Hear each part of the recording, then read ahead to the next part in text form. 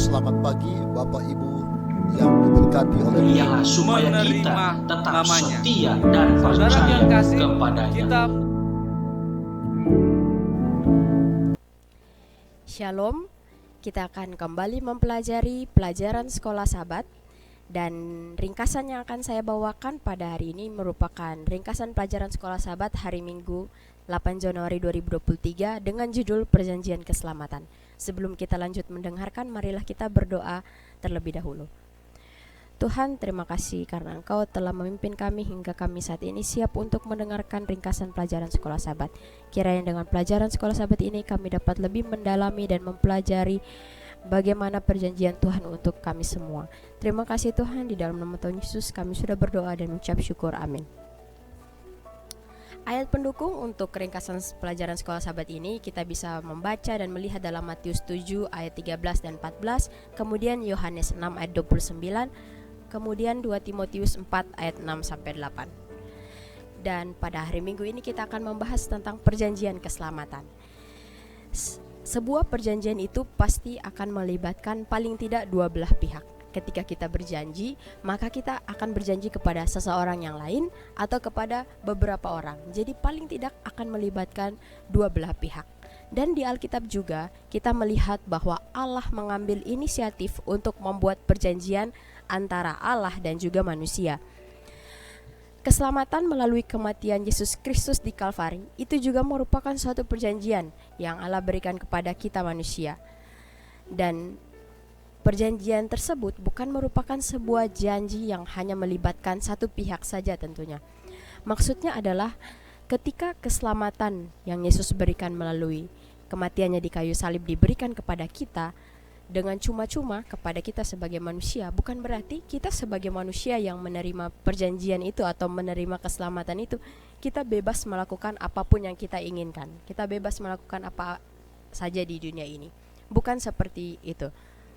Dan ada juga suatu paham yang beredar, yaitu bahwa semua orang akan menerima keselamatan. Dan paham ini disebut sebagai universalisme atau universalisme. Nah, akan tetapi Yesus telah berkata bahwa meskipun Ia telah mati untuk manusia, tetapi tetap saja banyak orang berjalan masing-masing sesuai dengan kehendaknya untuk menuju ke dalam kehancuran kekal. Seperti kita bisa baca dalam Matius 7 ayat 13 dan 14. Dan juga dalam Alkitab, Yohanes mengatakan bahwa bagaimana menerima keselamatan itu adalah dengan percaya kepada Yesus. Yohanes 6 ayat 29. Dan Paulus juga memberikan kepada kita contoh. Ya, dari pengalaman Paulus ini kita diberikan suatu contoh tentang perjanjian keselamatan ini ya. Yang terdapat dalam 2 Petrus 1 ayat 10 sampai 11, bahwa Paulus ini mengerti akan pentingnya perjanjian keselamatan itu. Dia menyadari bahwa tidak lama lagi dia akan dieksekusi, dan bahwa tidak ada lagi teman-teman Paulus pada saat itu. Tidak ada yang mau menjadi sahabatnya, semua telah meninggalkan dia. Namun Paulus yakin, dan Paulus mengatakan kepada salah satu sahabatnya yaitu Timotius bahwa dia telah menjunjung tinggi perjanjiannya, bahwa dia akan tetap memelihara imannya walaupun dia harus menderita bahkan mati. Paulus mengatakan dalam 2 Timotius 4 ayat 6 sampai 8. Ini sudah tidak asing lagi bagi kita untuk mendengarkan akan cerita dari Paulus ini. Dan dalam ayat itu Paulus mengatakan bahwa aku telah mengakhiri pertandingan yang baik, aku telah mencapai garis akhir, dan aku telah memelihara iman. Di sini Paulus mengerti bahwa keselamatan adalah oleh iman, dan iman kepada Yesus saja, dan bukan berdasarkan pencapaian atau perbuatan baik yang kita lakukan atau ketika kita menuruti hukum. Karena kalau kita melihat pengalaman dari Paulus, sudah banyak sekali pengalaman rohani yang Paulus jalani, tetapi Paulus menonjolkan bahwa dia telah mengakhiri pertandingan dan dia tetap bertahan dalam imannya kepada Yesus Kristus.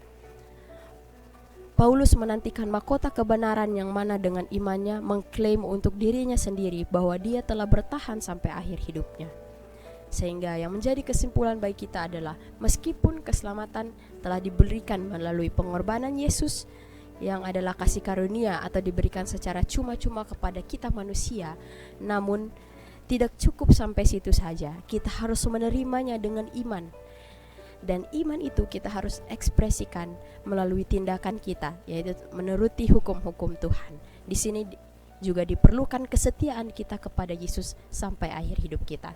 Kiranya pelajaran sekolah sahabat kita pada hari Minggu ini tentang perjanjian keselamatan ini akan menguatkan hubungan kita erat bersama Yesus, dan kita boleh tetap setia, dan kita boleh beriman dan juga menuruti segala peraturan atau hukum-hukum yang diberikan oleh Tuhan Yesus kepada kita.